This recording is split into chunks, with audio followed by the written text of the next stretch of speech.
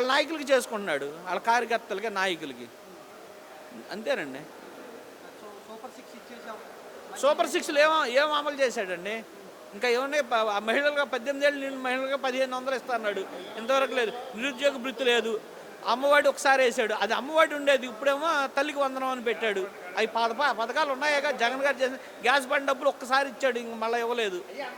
ఎవరికా లేదు, అది ఎవరికో ఒకరికి ఇద్దరికి పడినాయి. ఇంకా సూపర్ సిక్స్ 2 సంవత్సరాలకు 1 సంవత్సరం వేసాడు రైతు భరోసాని తీసి అన్నదాతనే ఏదో పెడుతున్నాడు కొత్త పథకం, 1 సంవత్సరం వేసాడు. ఇంకేమీ ధాన్యం కొనే దిక్కు లేదు. 1100 పోయిన 2 సంవత్సరాలు 1700 1800 అమ్మినాయి.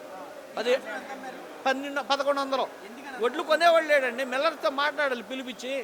రైస్ మిల్లర్స్ వీళ్ళు అసోసియేషన్ అయిపోయి వాళ్ళందరూ కమిటీ అయిపోతున్నారు, యూనియన్ అయిపోయి గవర్నమెంట్ మేనేజ్ చేస్తున్నారు. వాళ్ళు ఉన్న పెద్దలు దళారులు ఎక్కువ. దళారులు అంటే రైస్ మిల్లర్స్ టీడీపీ నాయకులే రైస్ మిల్లర్ని.